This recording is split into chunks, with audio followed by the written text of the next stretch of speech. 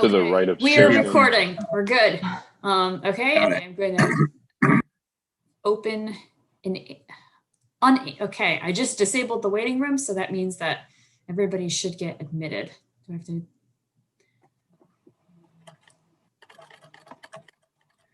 Participants. Looks like we got people. Okay, are people coming in now? I think it looks like I have to admit everybody who is already. Oh, admit all. There we go. Okay, everybody should be coming in now. Scott, my picture was Long Beach too. I had the wrong picture.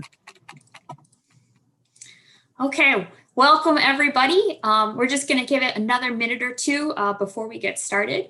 If everybody could please mute themselves, that would be great. And like I said, we'll just give it a minute or two and then we'll dive on in. So welcome back, everyone. We are recording today's session, so if you're on your camera and don't want to be recorded, turn off your camera.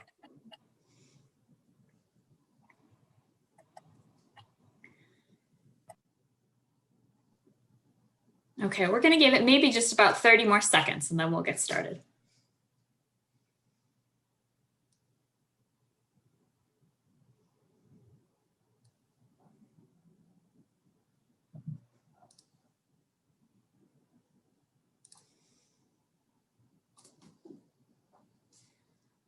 Okay, well, I want to thank everybody for joining us for today's beach nesting bird volunteer training. You guys are here for the returning volunteers section, and we are super excited to have you back again this year. As you all know, the Audubon Alliance for Coastal Water Birds is a partnership between Audubon, Connecticut and the Connecticut Audubon Society with assistance from the Nature Conservancy that assists the state of Connecticut and the U.S. Fish and Wildlife Disturbance with the stewardship of our beach nesting birds, including the piping plover, American oyster catcher, and least tern. And today's agenda, you can see we'll be doing a quick round of introductions for our sort of staff.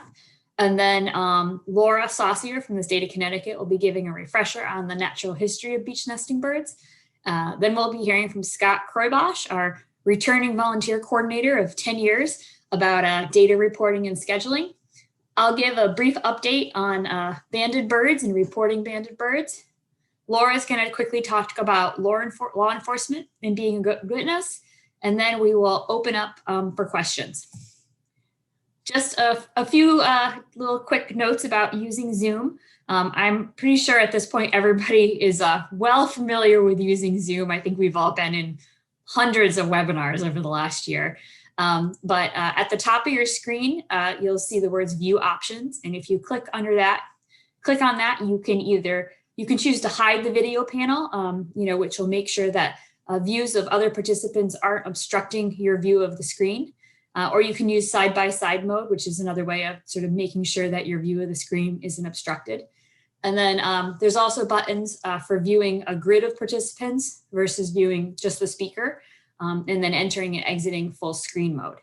Also, there's a chat button located at the bottom of your screen. So one thing I'd ask everybody to do right now is click on that chat button. And if you could write your name in the chat, just so we have a good list of who's here today, that would be really helpful. And also during the presentation, if you have a question, please go ahead and type it in the chat. Sophie and myself and others, Beth, will be working on trying to answer those questions in the chat. But if there's a question that we need to wait for Laura or Scott to answer, what we'll do is we'll make sure to get those questions asked at the end of the presentation. Similarly, if you have a question at the end of the presentations today, you can use the reaction button to raise your hand. And then we can unmute you and call on you to sort of ask your question live. So we're going to kind of get through the whole presentation and then we will move on. Then we'll have our sort of question and answer period. So first, I do want to just quickly start with introductions. My name is Corey Folsom O'Keefe. I'm the Director of Bird Conservation for Audubon, Connecticut, and I'm really glad to have you guys here today. I'm just going to let everybody who's on staff introduce themselves, and then we'll turn it over to Laura.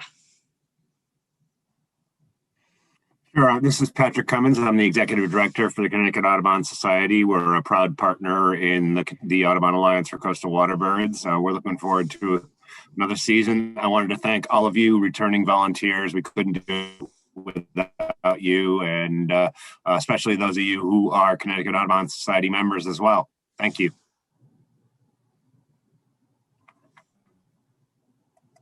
I'm Scott Krupash, and yes, it is year 10 for me and year 10 for all of us. So thank you so much. And for those of you who may have been doing this like me even longer before then, we really appreciate it. And I just wanted to add that I do not work for RTPI anymore. I am now independently contracted with Audubon. And I say that just because if you're ever looking to email me through RTPI and I don't respond, that's why.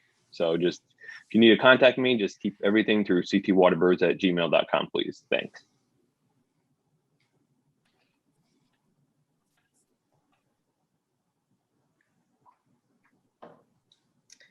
I'm Martha Rice. I'm the volunteer coordinator with the Nature Conservancy, and happy to be here and happy to see you all.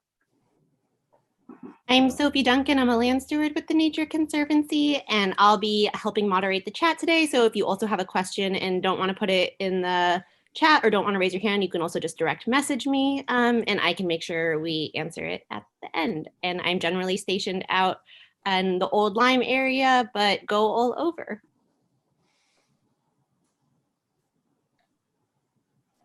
Welcome back, everyone. I'm Beth Amendola, Coastal Program Coordinator for Audubon, Connecticut. I will also be monitoring the chat along with Sophie, so feel free to put your questions in there and we'll try and get everything answered. And if there are a few that we're unable to, we will wait till the end of the presentations and direct them toward the appropriate people to get them answered for you. Welcome back. My name is Stefan Martin from the Connecticut Audubon Society. Mainly based out of Milford and around Milford Point. So if you happen to see me, if you're going there to monitor, please do not hesitate to say hello or ask me any questions.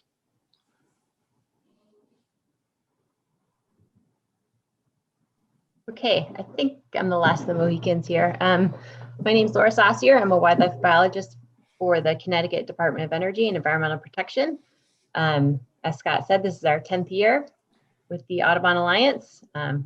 Pretty amazing, and I'm so happy to see so many people back, given last year was kind of an odd year, and this year will start out being an odd year, but we're really happy to have you folks back. And just as a reminder, this is for returning volunteers. If someone is on here and you are a new volunteer, that presentation starts at 10:30. And also I'd like to let you know that Rebecca Foster is returning to be our field tech extraordinaire. I couldn't do it without her. So she'll be back as well. So thank you and welcome back. Okay, Laura, I think you can go ahead and share your screen and we'll get started.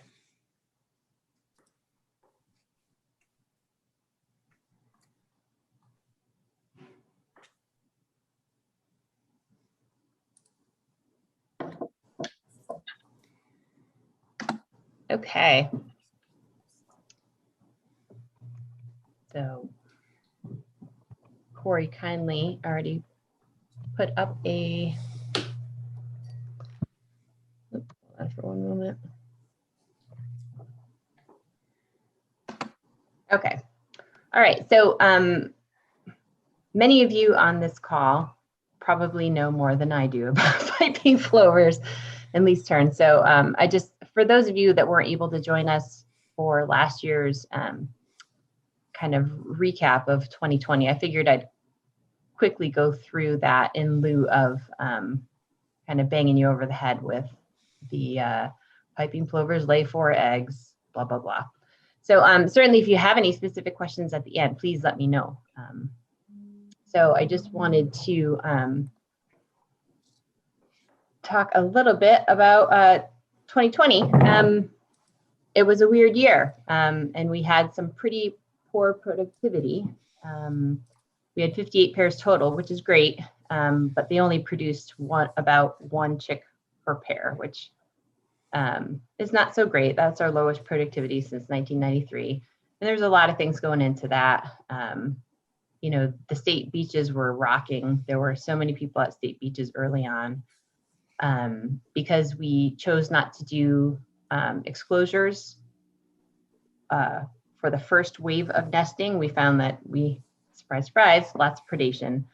And the dogs on state beaches were just ridiculous. And we didn't have a lot of luck getting that enforced. But some of the pros were that the municipal beaches, some of them were pretty quiet.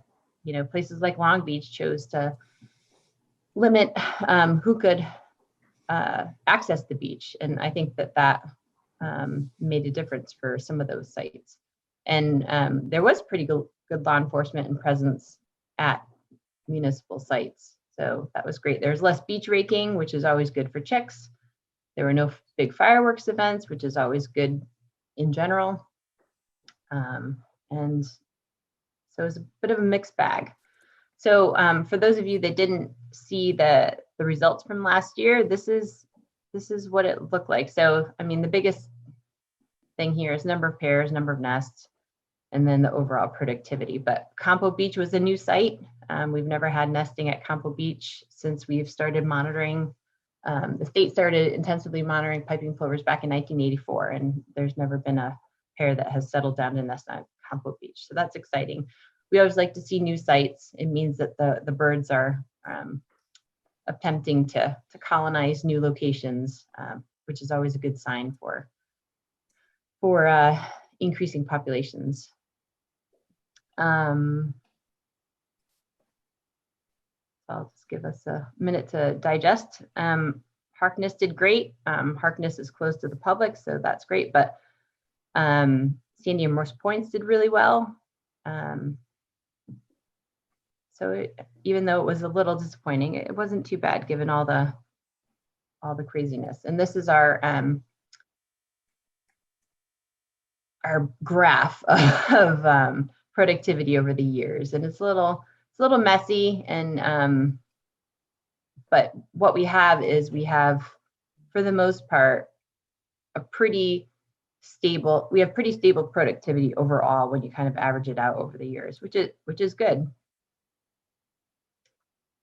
Lease terns. These were our locations for lease terns this year. Productivity is always not so great with lease terns. They're long-lived species, so they seem to be able to eke out an okay existence over the years through kind of not so great productivity. But this productivity is not just here in Connecticut, it's kind of throughout the region. And but what biologists in the different states have found is that while the productivity is poor, the number of pairs is still pretty steady. So that's a good sign as well. Last year we had black skimmers nesting at Sandy Point, which is fun. They show up every once in a while and nest. And we also had common terns nesting at Sandy Point again after many years of not being there. So that's pretty great. Whether you want to assume that it's because there was kind of limited access, maybe. Hard to know, but exciting nonetheless. And this is another messy graph of lease tern productivity over the past, I don't know, 8 or so years. It's up and down, and that is indicative of lease terns. They're here, they're there. But the interesting thing in Connecticut is that we find that, the birds show up in May, but the colonies don't seem to form until, the bigger colonies don't seem to form until July. And that likely means that birds are failing elsewhere and then moving around and coming to Connecticut to try and nest again is what we assume is happening. Again, we can't do it without you. So thank you so much for returning again this year. It takes a village, and again, happy to have Rebecca back this year. And that's all I had to say.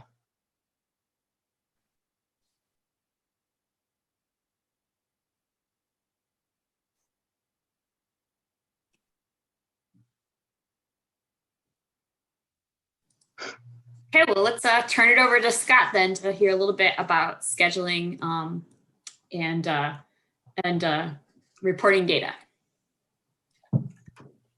So as you have all done before, we are basically going to be focused on the same kind of scheduling of time and shifts, AM and PMs, from April to August at our various sites.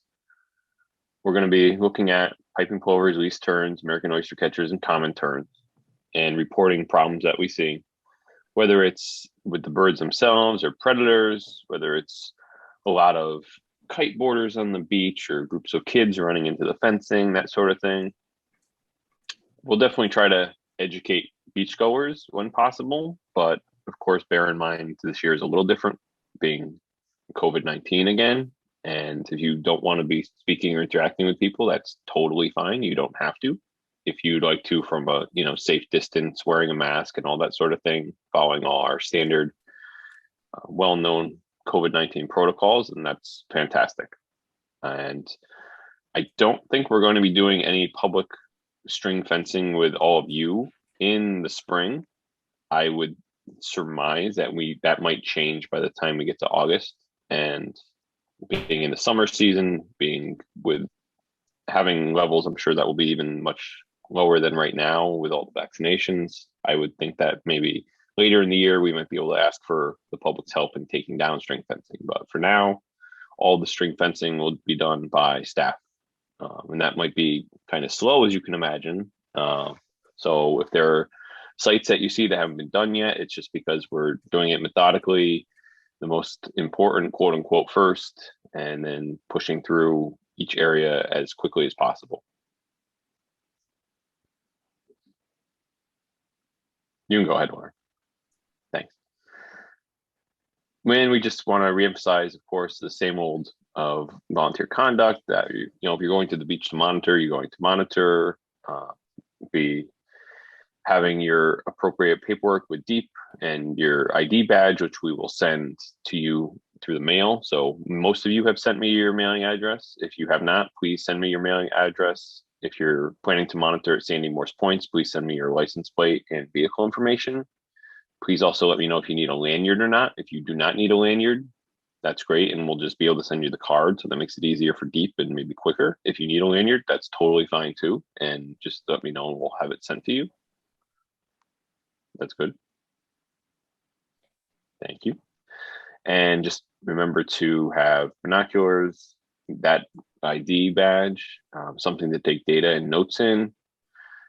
You might want to also have, of course, sunblock and bug spray of some type, water or snack, and all that sort of thing.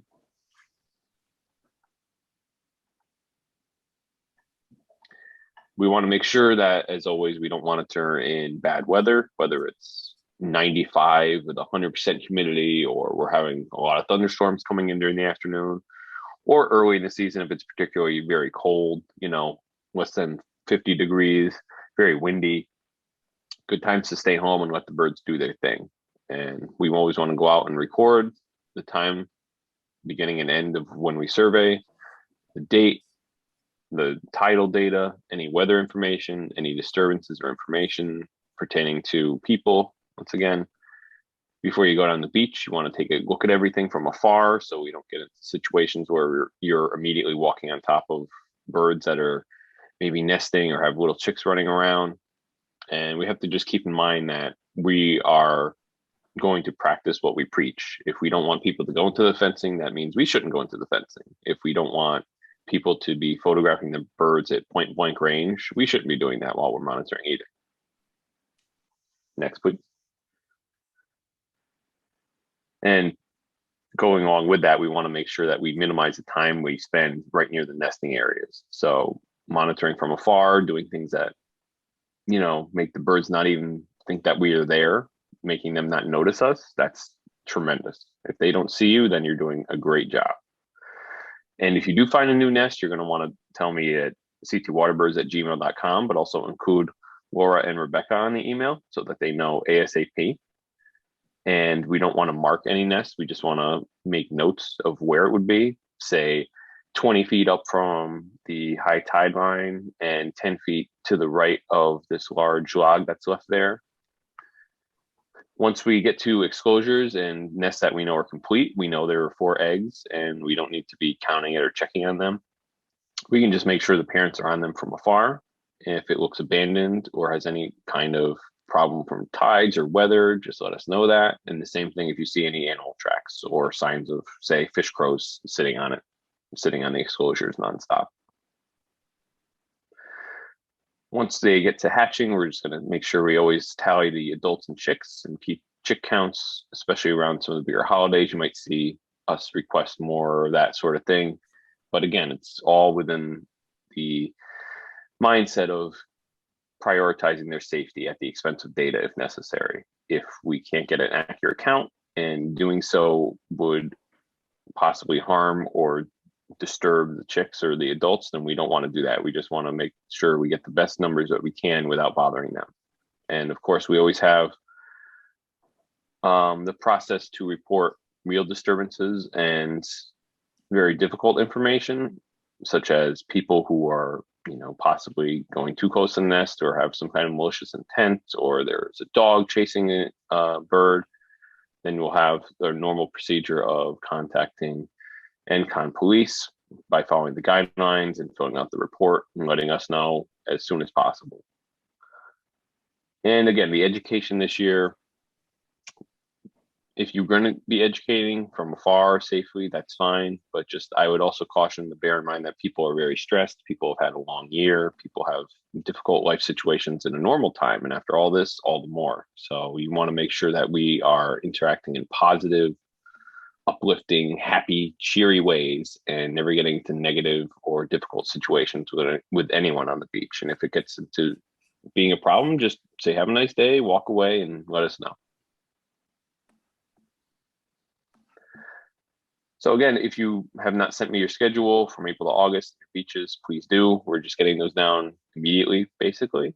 ctwaterbirds@gmail.com will continue to be the contact point for everything in all regards. And if you need to change your monitoring schedule or you have to miss one for personal commitment or something comes up, just please let me know.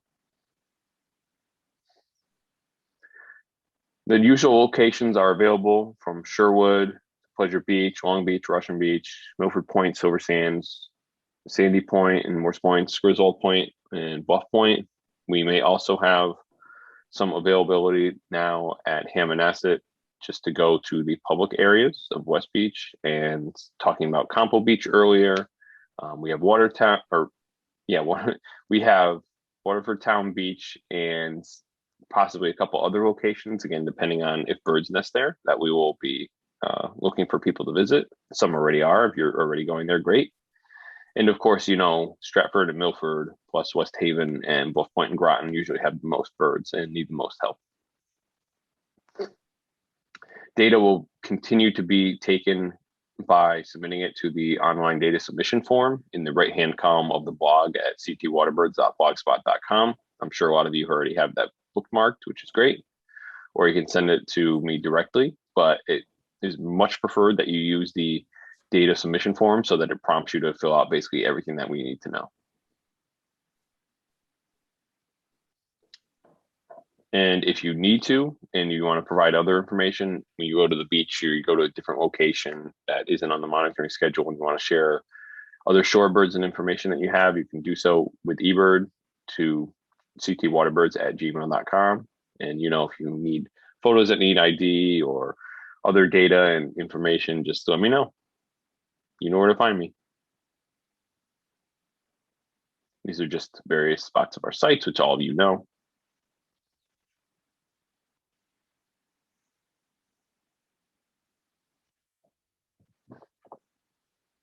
And I would just emphasize again, some of you have been doing this for a very long time.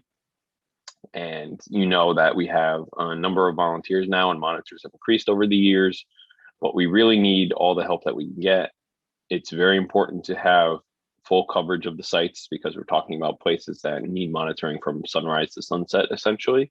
We have a limited staff and we have a lot of people who are going to the beach, and even more so this year with COVID. We need coverage all the time. And even if you see other volunteer monitors there, that's fine. If people overlap at times or you come a few hours after, that's fine. I was at the beach on Thursday at Milford Point. We went out. Kat and Stefan had gone out earlier and had a pike and plover and an American oyster catcher. I went out and a couple others as well after, and we did not have the pike and plover. We had only the oyster catcher, and I like to think that we're pretty good at finding birds at this point. But it just went to show you that, even within an hour or two, the bird situation will change. The tides are always changing. The disturbances are changing. So what you see even an hour or two before may be vastly different from what someone sees an hour or two later. And that kind of data is very important. And counting birds is not the only reason that, you're there. You're there to find out, again, the disturbances, to educate people, to notice, oh my goodness, I think there's a new nest over here. There's a lot of different reasons that, we need monitors and monitors all the time. So all of your efforts are greatly appreciated. We're thrilled to have you back, and we'll be talking more soon. Thank you so much. At this point, we'll take questions at the end again, and I'll turn it over to Corey. Yeah, I'll just reiterate what Scott said as well. Our returning volunteers, you guys are a really, we can't thank you enough for being out there and keep an eye on these birds. Summer after summer, you really sort of improve our volunteer and stewardship efforts, and we couldn't do it without you. So I just want to give a quick reminder to keep an eye out for banded birds when you are out monitoring. So we do have between 2018 and 2020, Beth has banded 30 American oyster catchers in the state of Connecticut, and our banded oyster catchers sport a metal US banding laboratory band, but they have two yellow colored bands on the upper parts of their leg. I think with either a T or an N on them. And so if you guys can keep an eye out for banded birds and report banded birds, that is incredibly helpful. Also, there are some piping plovers that are banded that are found in Connecticut too. They weren't banded in Connecticut, but birds that were banded in the Bahamas or in Rhode Island do show up in Connecticut. So you can keep an eye out for bands on plovers as well. Laura, if you want to go to the next slide. Just some some of the things that we're learning from having banded oyster catchers here in Connecticut. You can see, these are some of the birds that we've banded in 2018, 2019, and 2020, where they were originally banded, and then where we've resighted them in the wintertime. So, we basically have birds that breed in Connecticut. Beth, here's my husband playing banjo in the background. I will tell him to stop playing shortly. But anyways, we've had, birds from Connecticut are going as far south as the Gulf of Fonseca in El Salvador, and almost every state from Florida up to New York. So, and we just had one of our banded birds resighted at Milford Point this week. Yellow N24 was banded at Milford Point last fall, or in the fall of 2019. And that's a bird that doesn't breed in Connecticut, but actually breeds somewhere to the north of us and uses Milford Point as a sort of staging area. And that bird is back at Milford Point this week, and will probably continue onward to somewhere to our north, maybe Massachusetts, but it did spend its winter in Virginia. So just, just one example of the cool things we're learning by having banded oyster catchers. So Laura, you can go to the next slide. If you do see banded oyster catchers, you can definitely report them to, CT Waterbirds. Scott will pass them on to Beth. But alternately, you can go to the American Oyster Catcher Working Group website, which is amoywg.org. And you can log your sightings there on your own. And you can actually, if you log a bunch of oyster catcher sightings, there'll be a big list of like my oyster catcher sightings. And, you can kind of keep track on your own of where these oyster catchers have been coming from and where you've resighted them. So it's kind of a fun thing to do. And then Laura, you can go on to the next slide. Like I mentioned, some of the oyster catchers are banded. Some of the plovers are banded too. And they can have a variety of different colored bands on their legs. And so if you see an oyster catcher, a piping plover, I've got oyster catchers on the brain. If you see a piping plover that's banded, try to figure out, where the bands are located. Are they on the upper left leg, the lower left leg, upper right leg, the lower right leg? Are they flag bands versus just kind of regular bands? That green band you see on the plover in the top left is a flag band. And if you see plovers that are banded, please report those to Laura, and you can CC CT Waterbirds as well. So Laura will make sure that that information gets passed along to the appropriate person. Okay, I'm gonna turn it back over to Laura again, and I'm gonna close the door so you guys don't hear my husband's banjo playing. Kind of nice, Corey. I'm glad you're enjoying it. Okay, so because DEEP is kind of the sponsoring agency for all of you volunteers, we have our own COVID-19 guidance for our volunteers. It's pretty basic. It's pretty much what you're probably already doing, but we'd like you to please follow these guidelines, even if you've received a vaccine. When you're out and near other people, even if you're outdoors, if you can wear an appropriate face covering, or at least be sure that you have one on your person so that should you come in close contact with someone, you can quickly put that mask on. As always, maintain that 6 feet of social distance around others. If you are actively exhibiting symptoms of COVID-19, or if you're in quarantine, or if you're in regular close contact with someone who's experiencing symptoms, please don't volunteer to work until you are well. It's not good for you. It's not good for everyone else. So please stay home if you're not feeling well. If you're at high risk for COVID-19 or in close regular contact with high-risk people, you should not participate in work. Again, keep yourself healthy and keep your family healthy, and minimize exposure to others.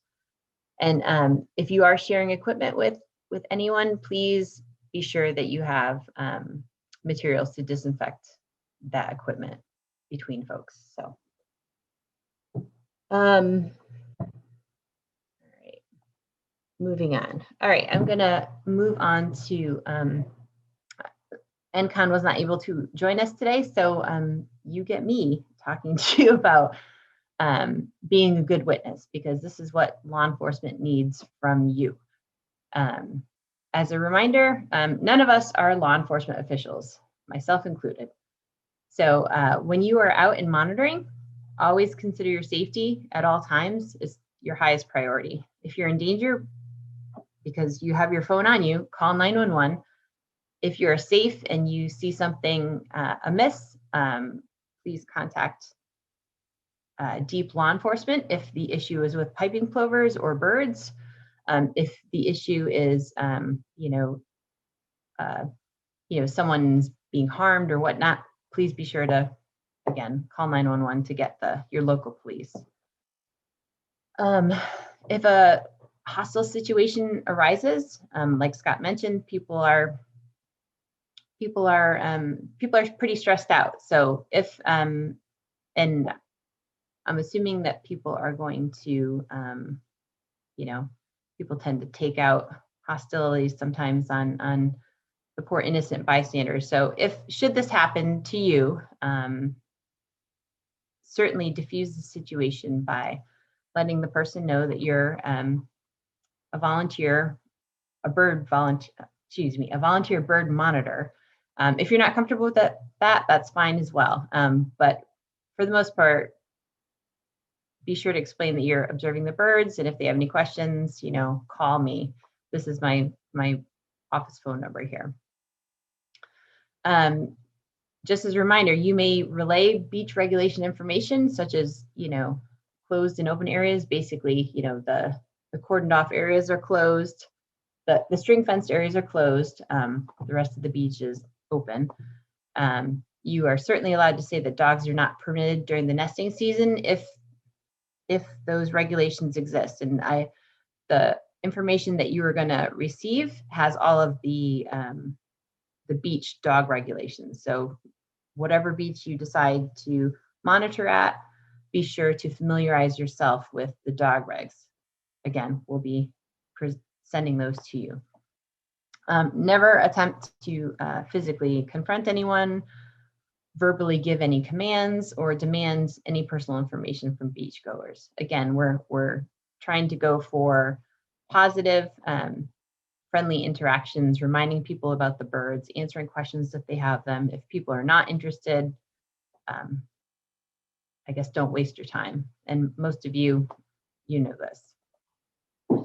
Again, should something happen, law enforcement, they need information from you to do their job. So you want to be observant, and you want to learn to describe what you've seen and take notes. So you're going to be looking at description of vehicles, description of people, time and day of the event, and then writing like a bit of a narrative about what you actually saw is really helpful. Noting locations and distances, being able to describe the area and measure, is it 50 yards away? Is it 50 feet away? Try and get your head around like what distance you can estimate visually. Note the weather conditions. This can be really important when it comes to, considering visibility. Describe the details of what happened. Describe any verbal exchanges that happened. And certainly if there's a crime scene, if something happened, don't enter into it. Stay outside. Note any tracks in the sand, rack line position, and what the fencing looks like. Did someone rip the fencing down? Did they step over the fencing? That sort of thing. Certainly don't remove any carcasses or eggs. Deep is the authority for being in possession of those items. So you don't want to put yourself in the situation for being in possession of regulated products, i.e. animals. Oh, that was all I had. So in the paperwork that you are going to receive or that is available on our website, it has,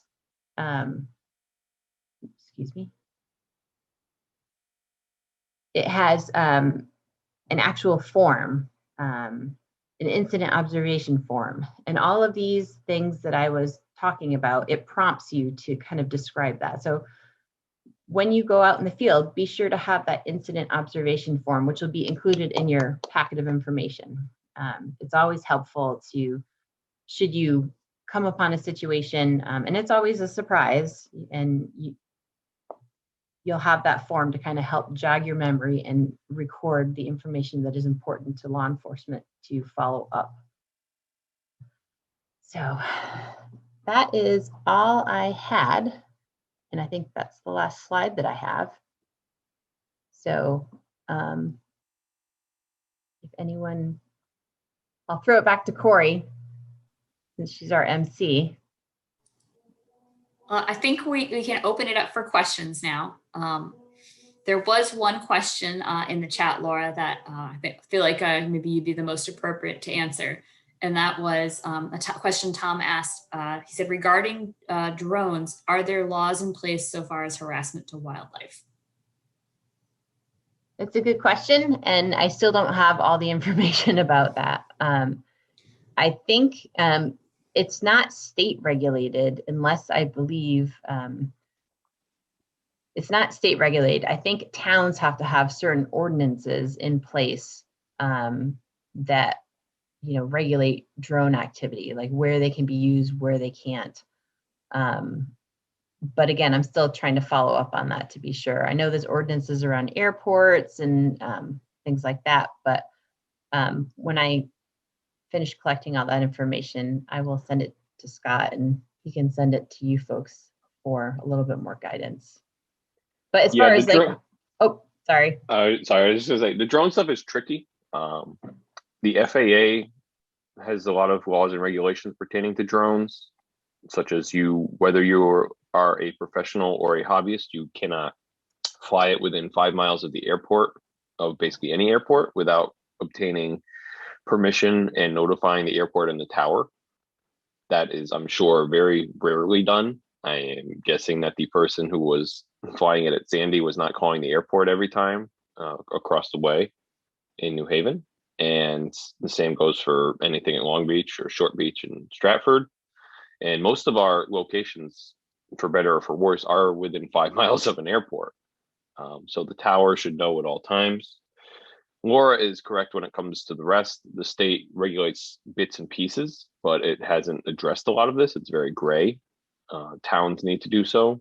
But in other cases, excuse me, on, say national wildlife refuges, they are illegal. So there's a lot of different aspects to this. So you couldn't go out in Smith's Point and fly it, again, besides the airport, besides this or that.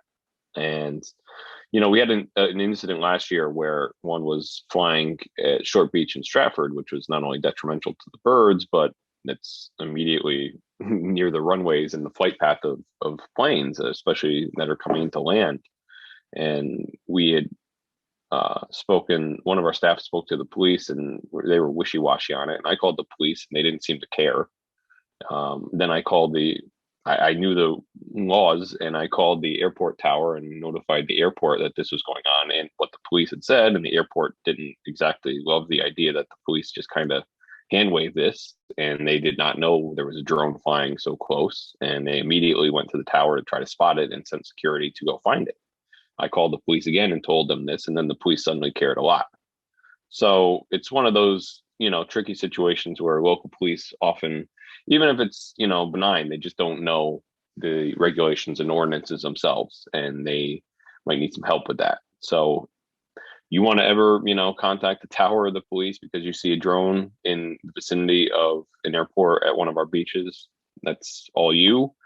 But if you just please let us know about it, and we'll definitely take the information down and potentially speak to others as well and take it from there. Yeah, definitely let us know if it's an issue. That way we can try and follow up and get a resolution. Because if there are certain areas there where it's problematic, then maybe we really push the town to try and do something about it. Yeah, they have a lot of other things going on, but at the same time, it's still a very important thing when it comes to airports and safety on that end. You don't want to have one of those going into a plane that's trying to land at Short Beach. That would not end well for anyone.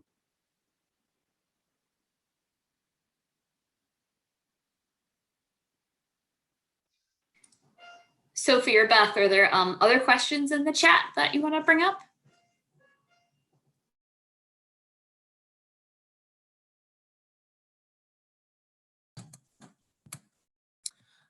I think we were able to answer everything, but if anyone did put a question in there that we weren't able to get to or didn't answer clearly enough, please let us know now. You can type them back into the chat, or just feel free to take yourself off mute and ask your question.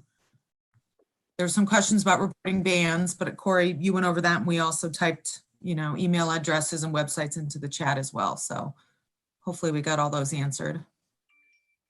Yeah, this is Rick Hazler, and I just was curious on the drones, if forgetting the aircraft problems, are they more of a problem for nesting birds if they're, obviously if they're really low over a nesting area, that would be there. But if they're like 200 feet above a nesting area, not coming down into it, or is it worse if they're just outside the nesting area but lower?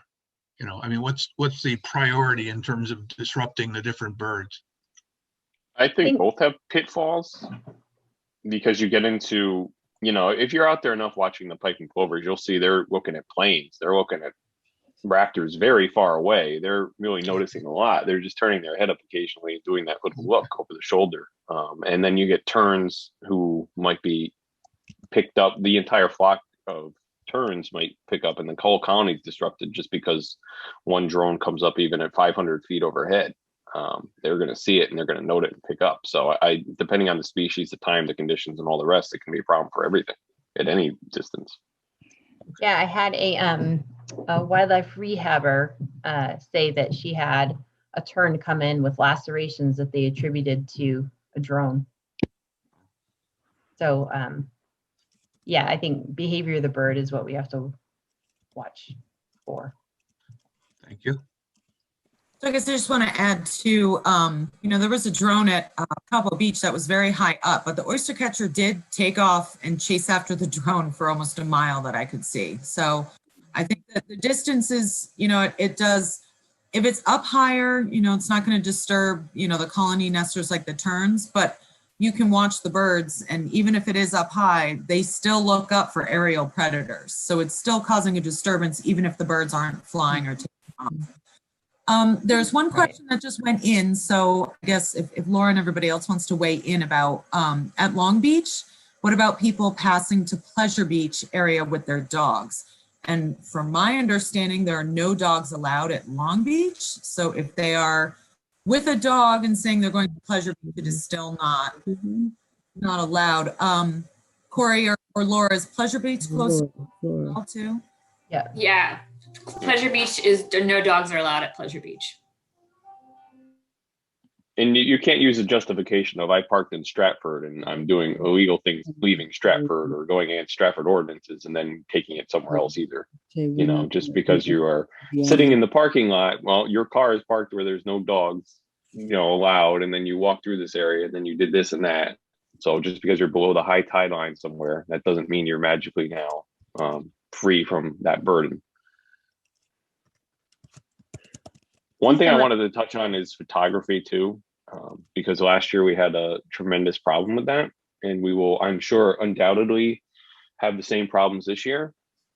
I don't mean to bash it. I am a professional photographer and that is my business, but we have a number of people now from all sorts of areas that are coming in and photographing, filming, or otherwise trying to see the birds up close, nonstop, whether it's with a long lens, a point and shoot, or their phone. We have people literally putting beach chairs at nest, and I'm going to sit here and watch this bird and photograph it.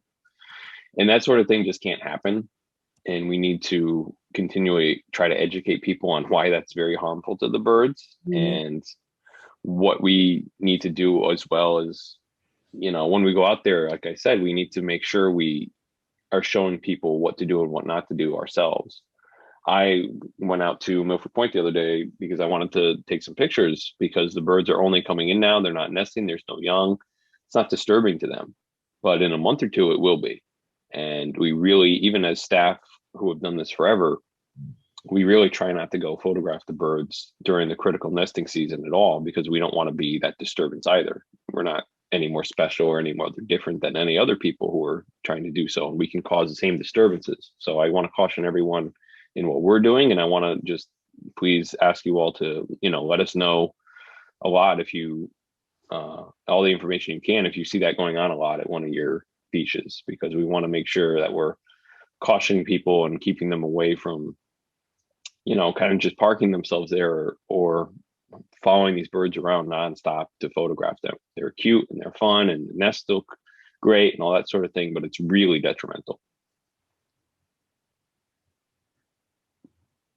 So I want to just bring up one more question, Laura, probably for you. It's a question about dogs at state parks, whether or not the restrictions are the same for all state parks.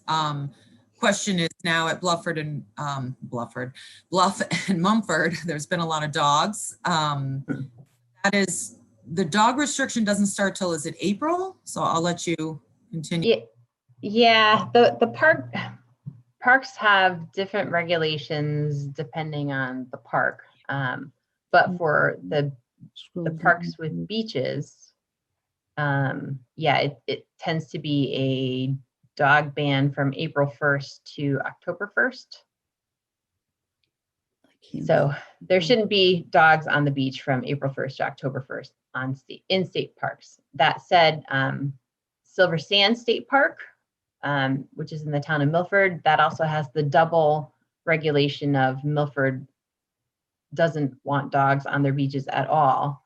So you'd think that there would be no dogs at Silver Sand State Park, but that is not the case. And then there's the the other issue of dogs can be in the park, but not on the beach. So that's a bit of an enforcement issue for the park staff, is that, you know, as people are coming into the park, it'd be nice if you could stop people and say, oh, no dogs allowed, but they are allowed in the upland areas as long as they're on leash. There is a leash law for dogs on all state parks, though. All dogs should be on leash.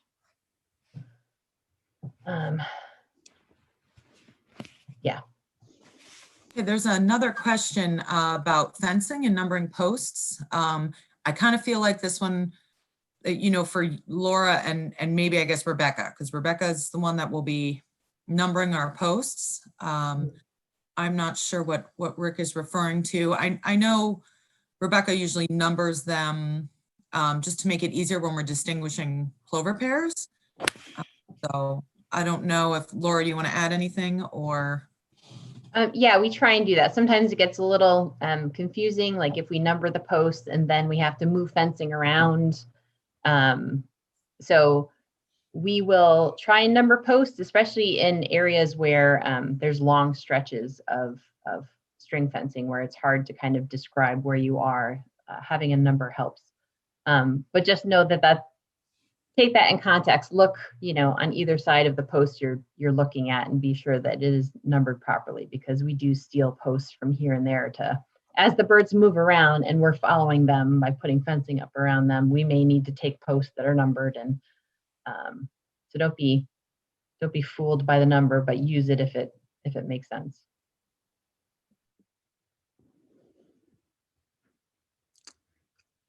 Maybe it should go to Laura.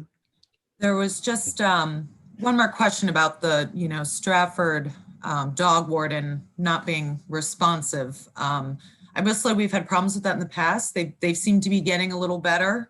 Last season they were really good with that. So, you know, we have reached out. We're in touch with the Conservation Commission and building better relationships. So hopefully we won't have problems with that moving forward. But if anyone does have problems, just let Scott or any one of us know, and we'll try to get that resolved. Let's see. Yeah, I'll call people, but it's, you know, you're supposed to call animal control, and sometimes they'll say whatever, just have a voicemail. Then you can talk to the police and they'll say call animal control. I mean, we know the cycle, but everyone is aware. Kelly Kerrigan is the conservation administrator, is aware. Laura Hoydick, the mayor, is aware. You know, we talk to everybody, and they're there. It's just a matter of getting the right person at the right time who's actually going to feel like enforcing the laws or doing their job in a given moment.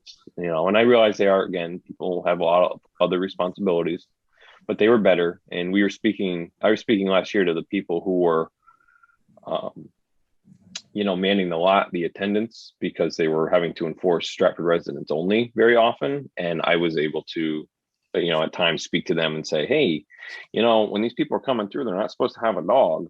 And that occasionally we got to a point where they started to turn away people who had dogs a little more. And Beth is right, they were more responsive overall.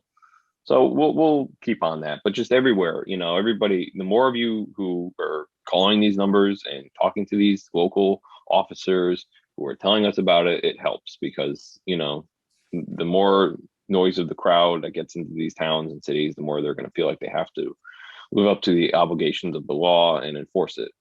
They can get tired of just listening to me or one of my colleagues all the time telling them the same thing. But if everybody just keeps on it, it helps every little bit. Someone mentioned that there's a horse ban on Bluff. That is true. Horses are not allowed on the beach at Bluff Point. So if you're seeing that, let us know.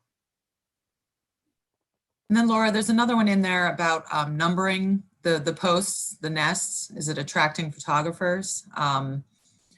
I'd say for the photographers that know, they might realize what's going on, but I think just for our purposes of, you know, all of us communicating about what pair is which, I think it's still necessary. I don't know, Laura, if you want to add anything.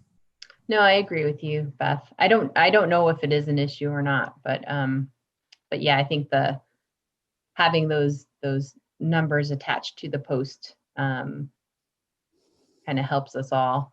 So the logistic aspect may outweigh the the potential for unethical photographers. I think the key there is that we want to make sure all of our information is privileged. Keep it as much as you can between this group right here. Because if we're seeing, say the black skimmers come back to West Haven and they want to nest, or we have a lot of cool least terns or really readily accessible pike and plover nests, we don't want to put that on the CT birds birding list. We don't want to put that in Facebook groups. We don't want to put that really anywhere outside of this confidential sort of bubble. You can talk about it later in the season. When we get to July and August, we want to talk about what a great year we had. It was very successful and share some stuff. That's great. But we want to make sure all of this is as quiet as possible, because once it gets into those groups, once it's posted on a listserv, I cannot tell you how many thousands of people view this stuff now. Thousands. And there will be hundreds of people who want to come see them. And the second some of this stuff gets out is when it really devolves rapidly. Last year we were able to keep West Haven very quiet for a while. But once people knew there were a lot of terns and skimmers and plovers and it was doing great this year, then they started to try to head over there. And that's not what we want. So yes, and I see the question there, eBird. You don't want to eBird that kind of stuff right away. You can eBird it later, but everything you put into eBird, everything you put into listservs, everything you put into Facebook, it's all over the place and people see it instantly. So if you want to take your data and information, you're submitting it to us as soon as possible, like live, essentially. That's tremendous. But I would say log it into eBird later on. You can just save it, and you get to July and August, then you can put all your information in. Once the birds are done nesting, once it's safe and clear wherever you are, then put the information in eBird, and then post your stories and your tales. But if you can just please keep it as quiet and secret as we can for a while. That'll help a lot, because this has changed a lot in 10 years. It wasn't the case, 5 years ago, but it's really, really, really broadly known where to find bird information now, and then to sadly exploit that. So I just want to, Rebecca actually responded to a couple questions that I just want to make sure everyone heard. There was a question about boaters pulling up on Mumford Cove with dogs. Rebecca had mentioned that we're going to be putting more no dog signs out there. So not just the trail walking out. So that way, hopefully boaters pulling up will see the signs as well. She also mentioned that unfortunately, when we exclose a nest, everyone can kind of clearly see where the nests are. So the numbering is probably not making a big difference once we get the plover nest exclosed. So I think we've covered everything in the chat. Does anyone have any few final questions or anything else they wanted to go over? We don't know. Yes, we just had, I think Kim just put in the chat, boaters pulling up on bluff is an issue too with dogs as well. Dogs are just a never ending issue everywhere, especially on the islands and those sand spits. I know we do put no dogs on way at the end at bluff, and it's just a continual problem. Down this arrow, no, this arrow. Send chat to everyone. Put it up to everyone.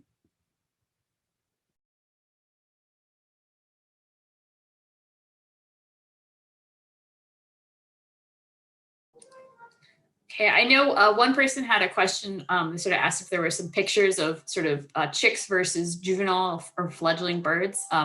So Laura has one image that she can share just to kind of provide, some just a visual of what a chick looks like versus a fledgling versus a juvenile bird.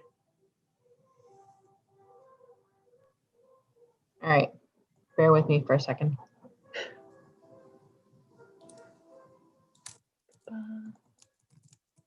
So I guess real quick, while Laura's putting up the picture, there was another question about e-birding other species. I don't see why that's a problem. I think we're more just worried about our sensitive nesting species. We don't want people flocking to the beaches to see, all our nests and chicks hatching. I don't know, Scott or Laura, do you wanna? Yeah, that's fine. It's just, there's plenty of times where we've had other birds as well outside of this. You have a checklist at some national or some refuge in Connecticut, and you don't put in the long-eared owl, or you don't put in the sensitive nesting species like that, and it's for a reason. So it's just you can eBird all the safe things, quote unquote, but sometimes I just find it personally easier to hold the entire checklist, have your notes for the day, your date, your time, and all that stuff taken down, and then just stick it all in later, a couple months from then. But either way. Yeah, that's the one thing I would have said as well, is by doing it that way, you run the risk of forgetting about the checklist and not including the additional data afterwards. So, just keep a note of it. If you do want to just put the checklist in minus the nesting birds, just be sure to give yourself a reminder to add that after the season as well, because that is still valuable. So hopefully this is helpful. This is the terminology we use: adults, hatchling, a young chick, older chick, fledgling, and juvenile. I know it's sometimes it's a little shades of gray, but hopefully this helps. This is also loaded up on the website as well, so you can get it there as well. And I will say Laura is correct in the past, although at the moment I've had to take a lot off because they're not there anymore, because they were all on RTPI servers, and RTPI is no longer with us. So I will make sure that I make a note to Laura to put this one and a couple other important things on, such as the dog law pamphlet, to have back up there in the blog for reference if needed. Okay, I can send all that to you like later today, Scott. Okay, thanks. Yeah.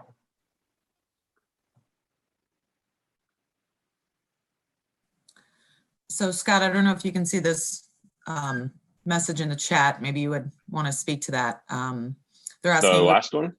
Yeah, helping ask CT bird members to not report nesting shorebirds. I don't know if you have anything. Yeah, and I have, and others have, and we will, and we do.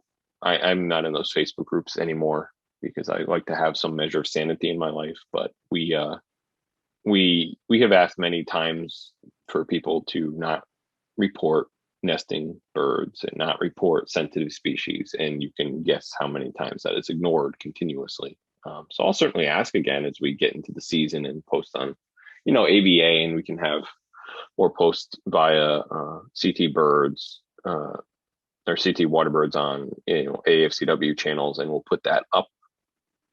To what degree people will follow that, we'll see. The moderators and other people in the Facebook groups, for the most part, are very helpful and try to minimize that, and they try to exclude those posts in the season and ideas of the general critical bird species. But for the most part, sometimes people will just randomly go, even if it's innocuous and not with any malicious intent, say, wow, look at all these great birds I saw today, and then they'll stick them up, and then it'll be several hours before someone takes it down, and the process repeats. And all it takes is a second to know that, oh, they're over there, or they're looking great this year, and they're really up close and photogenic, so I'll go get them.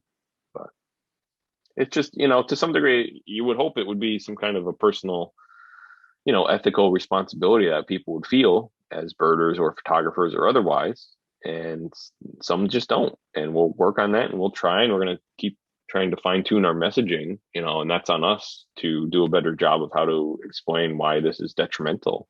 And we're going to try, I'll tell you that.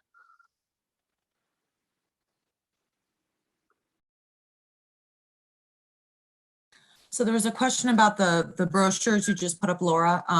So I think Scott says he's going to put them on our CT Waterbirds blogspot website. Is that right? Okay, I see heads nodding. And then I think, Laura, they can be downloaded from the DEP website. Is that correct? I'm actually not sure. I need to check on that. I know I pull the one. There's a DEP brochure that's really great, and it's common waterbirds of Connecticut, common shorebirds of Connecticut. And I keep that with me sometimes and have copies of it. That can be downloaded from the DEP website, and it's got all the other shorebirds on there as well. And it just helps sometimes to have a little reference guide to kind of just look back. But it has them all on there, the black-bellied plovers and whimbrel and other things that we might see coming through. So yeah, so we'll get those brochures up on the CT Waterbirds, and I think if there are links to the other ones on the DEEP website, we could probably put those in too. Okay, sounds good. Yeah, you're correct, Beth, because that's the one that I still have up there. Because it's not actually on the DEEP website. That's one that's actually still linked, is the common shorebirds one. The others were not on DEEP as of a few years ago, but I will kind of get around that and just put them probably on our own Google Drive account so people can see them and access them, and we won't have to worry about changing URLs.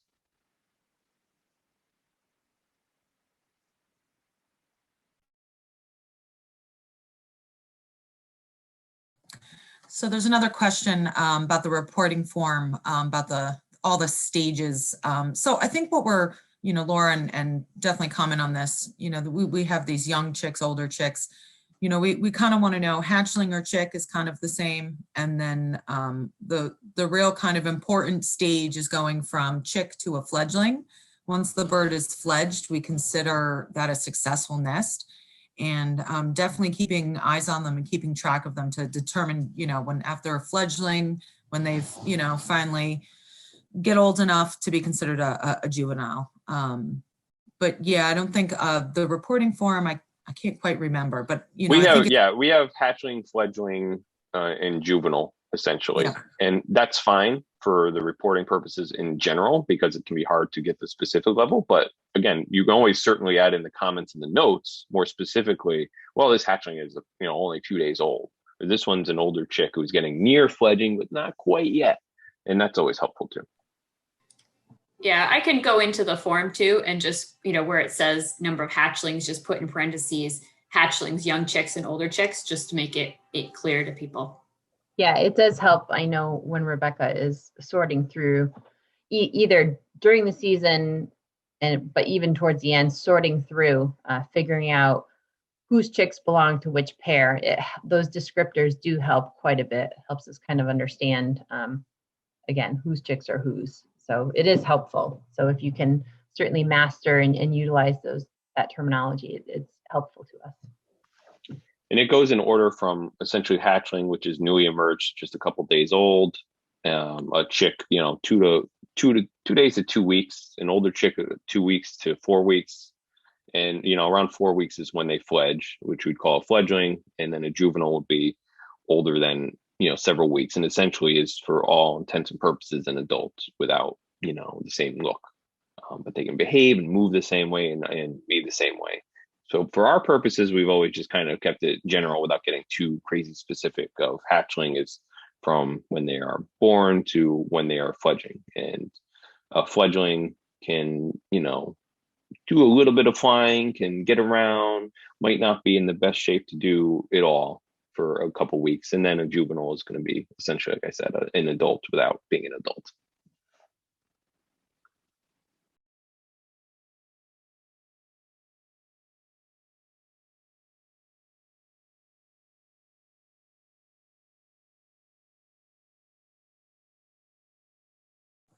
So does anyone have any other questions or comments or anything? Put them in the chat or feel free to take yourself off mute. And if you don't want to ask now, by all means, think up something later. Just email me at ctwaterbirds@gmail.com. And otherwise, we will make this and the next training, which we have coming up at 10:30, available to everyone to watch again throughout the year on YouTube if you need to refresh a point or check up on something.